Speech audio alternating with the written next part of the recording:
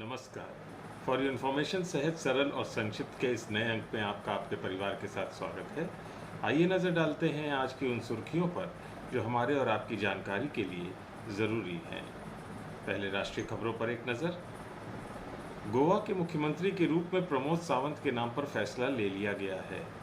गोवा के मनोनीत सीएम ने कहा है कि मैं पीएम नरेंद्र मोदी और केंद्रीय गृह मंत्री अमित शाह को धन्यवाद देना चाहता हूं कि उन्होंने मुझे अगले 5 सालों तक गोवा के सीएम के रूप में काम करने का मौका दिया।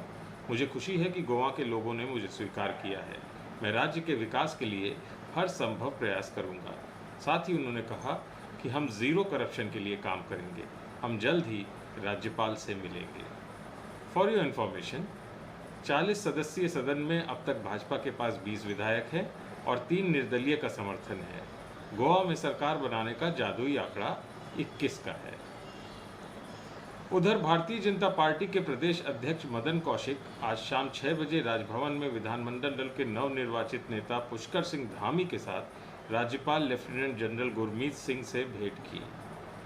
इस दौरान राज्यपाल को अवगत कराया कि पुष्कर सिंह धामी को विधानमंडल दल का नया नेता चुना गया है।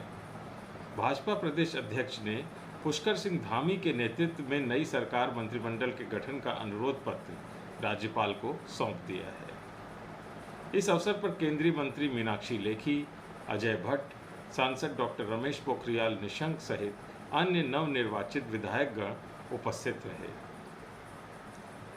उधर रामनाथ कोविंद सोमवार को राष्ट्रपति भवन में आयोजित अलंकरण समारोह में कांग्रेस नेता गुलाम नबी आज़ाद समेत कई हस्तियों को साल 2022 के पद्म पुरस्कारों से सम्मानित किया।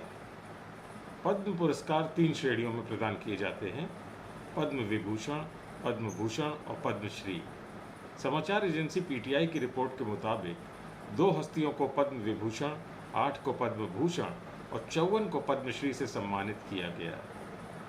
पूर्व सीडीएस जनरल बिपिन रावत मरणोपरांत और गीता प्रेस के दिवंगत अध्यक्ष राधेश्याम खेमका को पद्म विभूषण से सम्मानित किया गया। राधेश्याम खेमका को साहित्य और शिक्षा के क्षेत्र में पद्म विभूषण मरणोपरांत से सम्मानित किया गया। राष्ट्रपति कोविंद ने राधेश्याम खेमका के पुत्र कृष्ण कुमार खेमका को उनका पुरस्कार प्रदान किया। राष्ट्रपति ने जनरल बिपिन रावत की बेटी कृतिका और तारिणी को उनका पुरस्कार दिया।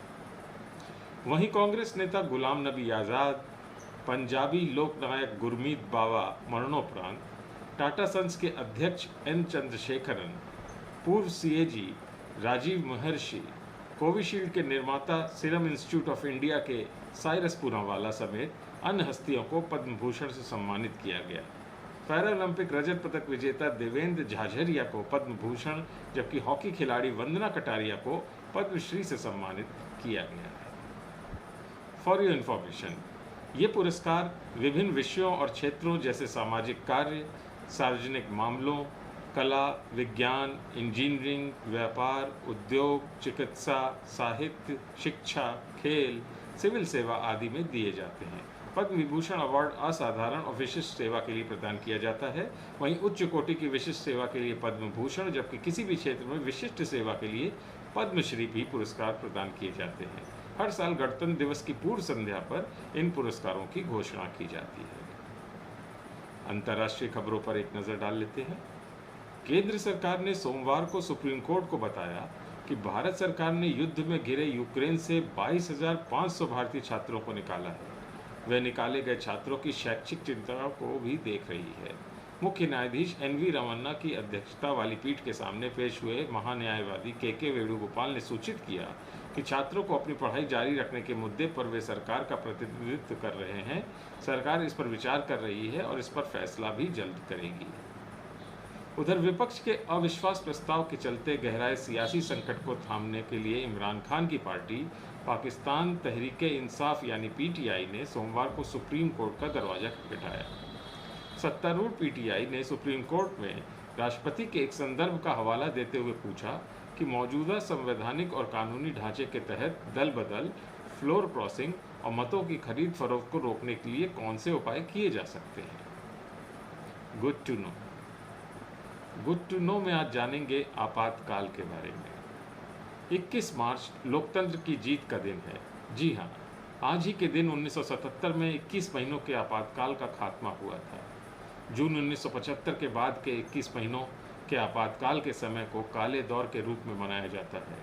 आपातकाल में जिस तरह से लोगों के मौलिक अधिकारों का हनन किया गया था, उसे भारत में लोकतंत्र की हत्या की तरह देखा गया है। दरअसल 1971 में हुआ लोकसभा चुनाव आपातकाल का वजह बना। तब इंदिरा गांधी ने रायबरेली सीट से राजनारायण को हरा दिया था, परंतु राजनारायण ने हार नहीं मानी और चुनाव में धांधली का आरोप लगाते हुए हाईकोर्ट में फैसले को चैलेंज किया। 12 जून 1975 को इलाहाबाद हाईकोर्ट के जस्टिस जगमोहन लाल सिन्हा ने इंदिरा गांधी का चुनाव निरस्त कर 6 साल तक चुनाव लड़ने पर रोक लगा दी। कोर्ट के फैसले के बाद इंदिरा गांधी पर विपक्ष ने इस्तीफे का दबाव बनाया, पर उन्होंने इससे इनकार कर दिया। तब जयप्रकाश नारायण ने इंदिरा गांधी के खिलाफ मोर्चा खोल दिया। आपातकाल के जरिए उसी विरोध को शांत करने की कोशिश हुई थी। आपातकाल के दौरान कई तरह के काले कानून लागू किए गए, लाखों लोगों को गिरफ्तार किया गया, लोगों को जबरन नसबंदी कराई गई, प्रेस की आज़ादी छीन ली गई। सरकार का विरोध करने पर मीसा और DIR जैसे कानून का उपयोग कर लोगों को जेल में बंद कर दिया गया। जनता पार्टी ने 1977 के चुनाव में कांग्रेस के आपातकालीन जुल्मों को मुद्दा बनाया। इसका इतना प्रभाव पड़ा कि जनता और प्रेस पूरी तरह से सरकार के खिलाफ हो गए। कांग्रेस को जबरदस्त हार का सामना करना पड़ा। इंदिरा गांधी और संजय गांधी तक चुनाव हार गए थे। 21 मार्च लोकतंत्र की जीत का दिन है। 1977 में आज ही के दिन आपातकाल का खात्मा हुआ था। आज के लिए बस इतना ही। अपना और अपने परिवार की सेहत का बहुत ख्याल रखिएगा। शुक्रिया।